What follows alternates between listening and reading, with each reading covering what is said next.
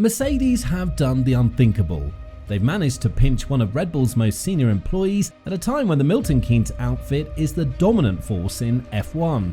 Former Red Bull Chief Operating Officer, Jayne Poole, has made the jump from Red Bull to Silver Arrows and has already been billed as one of the secret masterminds behind Red Bull's success. But just how crucial could she prove to be to Mercedes?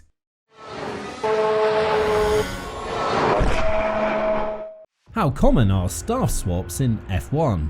Well, if you were to look at a satellite image of where the F1 teams were based, you would quickly realise that the majority of them are located within a 30-mile radius of each other. Northamptonshire in England has become the unofficial home of F1, with Red Bull, Mercedes, Aston Martin, Williams, Haas and Alpine all having bases there. Even McLaren is just a short trip down south. These teams are ideally located to use Silverstone as their proving ground, and it's led to a large collection of some of the finest technological and engineering minds living and working close by to one another. But what does this mean for the staff and the employers?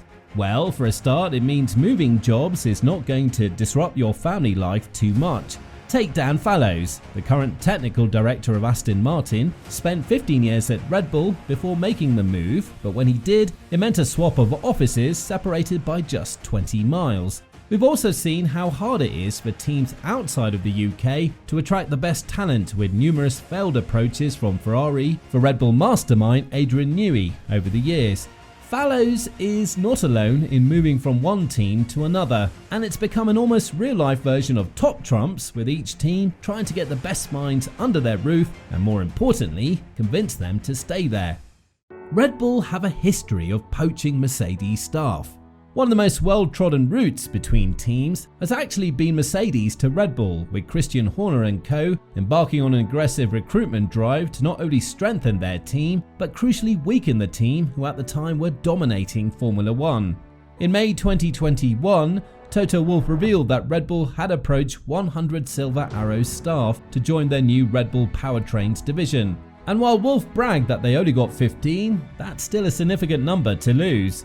The tally didn't stop there either. In the same year, Red Bull senior advisor Helmut Marko said the team had managed to persuade around 50 Mercedes staff to make the switch, and it featured some key figures such as Ben Hodgkinson, the former head of mechanical engineering at Mercedes, who joined Red Bull as technical director. A few years on from these departures, and look what's happened. Red Bull have emerged as the dominant force, while Mercedes have seen themselves fall well down the pecking order. And it's not just to Red Bull that Mercedes have lost key talent too. Engineering director Aldo Costa left in 2019 to join Italian chassis maker Dallara. Managing director at Mercedes Powertrains Andy Cowell left in 2020, and most recently chief strategist James Vowles left to take up the team principal role at Williams, vacated by Jos Capito. It's not quite a sinking ship, but over the past few years, the once bulletproof Mercedes have found themselves with plenty of holes that needed filling. Mercedes fight back with Jayne Poole acquisition. Now, for the first time, it seems Mercedes have landed a blow of their own, and it's a significant one to Red Bull. Former Chief Operating Officer Jayne Poole joined Mercedes ahead of the start of the 2023 season. Poole is not a name that many will be familiar with, especially in comparison to other senior staff such as Horner and Adrian Newey, but from the way those on the inside talk, it's clear she was integral to Red Bull's success. Toto Wolff explained, "Jayne is a person that I admired over the last 10 years, that I got to know 10 years ago, and I always had a very respectful relationship with. She worked for the competitor, but you can respect people working for a competitor and acknowledge their performance. Her role at Red Bull was, in my opinion, a very large part of the success of the team over the last years. That relationship came to an end, like many relationships come to a natural end. I wanted to hire Jayne for a long time, but it was just never an option, and then it became now." Poole's arrival comes at a crucial time in Mercedes history, as for the first time since their return to the grid in 2010, the Silver Arrows have a lot of questions and not too many answers. The working structures at Mercedes HQ in Brackley has previously been praised as the gold standard when it comes to how to run an F1 team, but in 2022 that all changed. They had allowed themselves to believe that their car concept was the best, despite how different it looked to their competitors, and were either too stubborn or too proud to change it. That stubbornness continued into 2023, with Mercedes rejecting calls to scrap their idea altogether, but when they lined up for the first race in Bahrain, it was clear that they had to return to the drawing board. Now, it's easy to see why this process occurred. Mercedes had just won 8 consecutive constructors' titles, and many of the same people who contributed to that success were still working at the team. In their mind, they had the greatest designers, technicians, and mechanics the sport could offer, but this belief came at a cost, as they failed to spot a crucial aerodynamic problem: porpoising.